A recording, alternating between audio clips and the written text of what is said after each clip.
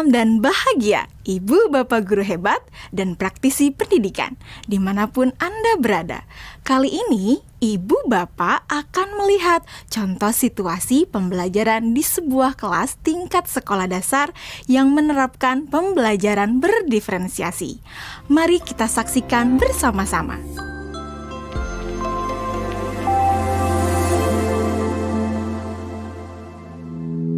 Organ tubuh manusia. Minggu ini, Pak Kasim ingin mengajar sebuah materi tentang cara kerja salah satu sistem organ tubuh manusia, yaitu sistem pencernaan. Adapun tujuan pembelajarannya adalah melalui diskusi kelompok dan penugasan mandiri. 1. Murid dapat menjelaskan fungsi organ pencernaan pada manusia. Kedua, murid dapat membuat model dan menunjukkan cara kerja sistem pencernaan manusia. Sebelum pembelajaran dilakukan, biasanya saya akan melihat tujuan pembelajaran atau target apa yang akan saya capai pada hari itu. Setelah itu, saya melihat data atau informasi terkait murid-murid saya untuk menentukan strategi pembelajaran yang tepat dan penilaian yang sesuai. Saat merencanakan pembelajaran, Pak Kasim mempersiapkan beberapa sumber belajar yang menurutnya akan membantu murid-muridnya belajar sesuai dengan kebutuhannya. Sumber daya belajar yang disiapkan diantaranya adalah sebuah poster, berbagai bacaan yang memuat pembahasan tentang bagaimana organ pencernaan bekerja dari beberapa sumber. Ada yang berupa beberapa buku bacaan dengan tingkat kesulitan berbeda-beda, artikel sederhana, mengunduh sebuah video singkat yang sesuai dengan apa yang ia ingin anak-anak pahami, membuat kartu-kartu pertanyaan untuk membantu murid mengkonstruksi sendiri pemahaman mereka tentang cara kerja sistem organ pencernaan dengan menjawab pertanyaan. Sumber belajar yang beragam ini tentunya tetap sesuai dengan tujuan pembelajaran yang ingin dicapai atau dengan kata lain mengimplementasikan diferensiasi konten.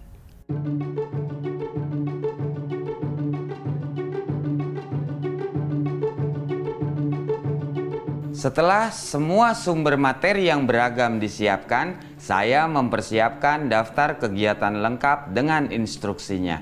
Misalnya, membaca buku atau artikel dan lain sebagainya, mengamati poster, mendiskusikannya, dan kemudian membuat ringkasan untuk menunjukkan pemahaman tentang isi poster tersebut. Menjawab kartu-kartu pertanyaan. Aktivitas-aktivitas tersebut walaupun berbeda-beda, namun semuanya bertujuan agar murid memahami cara kerja sistem pencernaan. Assalamualaikum. Bagaimana kabar kalian? Waalaikumsalam. Baik, Pak. Hari ini kita akan mempelajari tentang sistem pencernaan manusia. Saya, Pak. Di awal pembelajaran, Pak Kasim memberikan penjelasan kepada semua murid yang ada di kelasnya tentang tujuan pembelajaran dan konsep kunci yang ia ingin anak-anak kuasai. Lewat proses tanya jawab dan contoh-contoh, Pak Kasim memastikan bahwa murid-muridnya memahami apa yang dimaksud dengan sistem.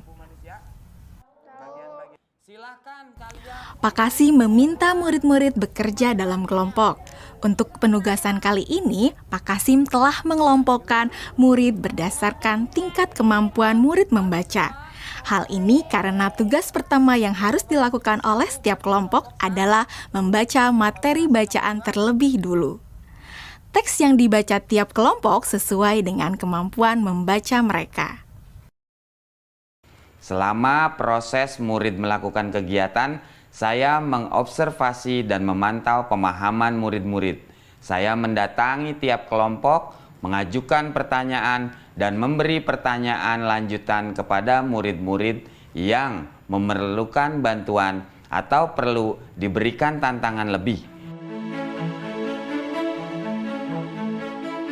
Saya juga membuat catatan-catatan penilaian selama proses ini. Setiap jawaban murid, pertanyaan murid, saya perhatikan dan menggunakan informasi ini untuk menyesuaikan tingkat bantuan yang akan saya berikan pada murid atau berdiferensiasi proses. Sistem pencernaan adalah serangkaian jaringan organ yang bekerja untuk mencerna makanan. Organ pencernaan antara lain meliputi mulut, kerongkongan, lambung, usus kecil, usus besar, rektum, anus.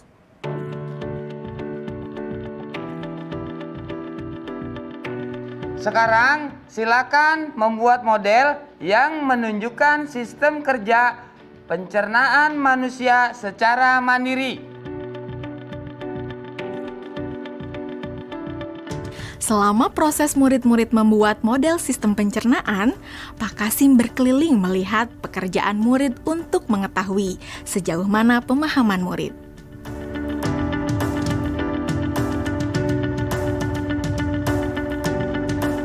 Di akhir pembelajaran, saya melakukan kegiatan refleksi, di mana refleksi tersebut digunakan untuk mengapresiasi murid, untuk mengetahui atau menilai sejauh mana pemahaman murid tentang topik yang sedang dipelajari, untuk mengetahui bagaimana perasaan murid-murid ketika melakukan proses pembelajaran.